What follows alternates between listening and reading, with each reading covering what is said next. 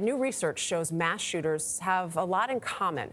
The findings could be used to help prevent future attacks. The Violence Project has studied every U.S. mass shooting since 1966. Its database, which is not publicly available yet, includes 160 mass shooters who have killed 4 or more people in a public place. Nearly all were male, and the average age was 34 years old. The study found most shooters shared common traits like experiencing childhood trauma. The researchers also learned these shootings are socially contagious. Psychologist Jillian Peterson is co-founder of the Violence Project. Its findings will be published later in a book, and she joins us now. Jillian, good morning. Good morning. Thanks for having me. Let me start with this idea of childhood trauma, because people hear that right away and say, red flag, red flag. What did you find out, though, about childhood trauma and these mass shooters? So we found that it's really a slow build over time. So you do see intense childhood trauma, things like parental suicide, serious physical and sexual abuse, heavy bullying. But then that builds over time. You add in mental health concerns, you add in a real crisis point, and then access to this script for this form of violence and the means to carry it out. And so we do see these common factors, but of course the majority of people who experience childhood trauma, this is not how it turns out. Right. Nearly every mass shooter that you studied suffered an identifiable crisis, you say, before the shooting.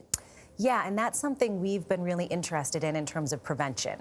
So in the days, weeks, or months before the shooting, there's a marked change in behavior, and it's typically a suicidal crisis. Mm-hmm. So about 80% we could identify were actively suicidal before they did this. And these really are suicides in essence. They're horrific, but the shooter typically dies. And so that change in behavior, people leak their plans. 78% leaked their plans ahead of time, so people knew. So 8 out of 10 gave a warning, in effect. Yes, a very clear warning. And so if we can train people to be thinking about those signs of a crisis, and to also not only recognize them, but know what to do with those warning signs, know who to report to, know what intervention strategies are in place in their workplaces or their schools or their churches, that's something we're really thinking about in terms of prevention. You've also researched mass shooters, 200 mass shooters who did not successfully follow through with their plan, thankfully. What did you take away from that, and what else can people, you know, who are watching this program learn from, again, that idea of attempting to do something but they were not able to? And I think it also probably speaks to those who stepped forward and may have said something.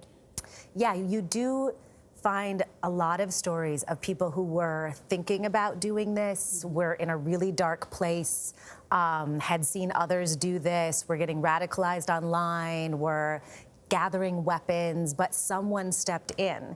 And what is kind of inspiring is oftentimes it actually doesn't take that much to get someone through that crisis point. Certainly long-term intervention takes a lot, but just getting someone through that moment, it can just be someone stepping in and saying, are you okay? Yeah. Let's reach out. Is there an easy way, though, you think about it? How do you know when it's somebody just spouting out anger, venting, maybe just having an angrier side, and when it is something that you need to step in on? You don't know. But are there signs that are different? Anything that people can draw on? Not necessarily, but what we're thinking is crisis intervention, de-escalation, suicide prevention. Those are skills that are going to be helpful in many situations. If someone's just angry, if someone is feeling suicidal, if someone's just going through a hard time, not only a mass shooting, it'll be helpful in general, but we also think it would help in terms of mass violence. 2 of the more alarming words in your report are the socially contagious words. Yeah. That, I mean, we've seen that it would appear this past weekend. We've actually had 3 incidents in, 4 or 5 days. Yep. These trigger other attacks, don't they? They do. So we did find that these are socially contagious. Perpetrators study other perpetrators, and when one happens, the most concerning period of time is the week after, because there tends to be more. Yeah. People read about it online. They see the notoriety that people get. They watch these manifestos get spread. John Miller with the New York Police Department, who was here yesterday, said it's not people who suddenly plan an attack. It's people who've been thinking about it who suddenly decide now's the time to do it. Exactly. Yes, who become inspired, if you will, by seeing another one play out. What sort of systems should schools, churches have in place to try and have a system where people feel comfortable reporting it, whether it is something major or minor, but just so there's a place where this information is going, whether, you know, to build a profile of someone who people need to sort of be on the lookout for? So we in schools have been talking about care teams. So rather than threat assessment teams, which feels like, someone's a threat and I need to report it and they're going to get in trouble and the police are going to get called. And I think people get scared to report things because they don't want to get people in trouble, get them fired. Right. But if we can report to a group of people who know resources and can connect people and approach it in a different way, saying, are you okay? What can we do to help you? That gives it a different flavor, and I think people will be more likely to reach out. Jillian, you mentioned mental illness, and President Trump made a point of mentioning mental illness yesterday. How significant a role does mental illness play in this? So you do find mental health concerns, certainly, in the vast majority of mass shooters. But it's important that mental illness and violence, you're not more likely to commit violence if you're mentally ill. You're actually less likely to commit violence if you have a mental illness. You're more likely to be a victim. What we see is these are complicated pathways, and it's childhood trauma and mental health and bullying and other stress factors. And you see this slow build over time. They're complex pathways, so picking out any one piece doesn't work. One of the stress factors that was also mentioned is video games. Is that a real factor?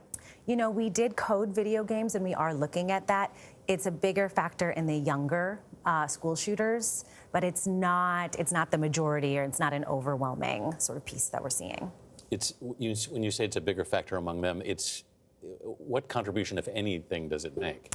So again, I think it's one piece of this puzzle, right? So we have, there's some case studies where you see someone who's been in a lot of first-person violent video games, and they kind of take that into the shooting. It's sort of that script for violence, right? You're practicing that script, and so it becomes more normalized. Right. Some very interesting information there, Jillian Peterson. Thanks so much for being with us this morning. Thanks so much for having me.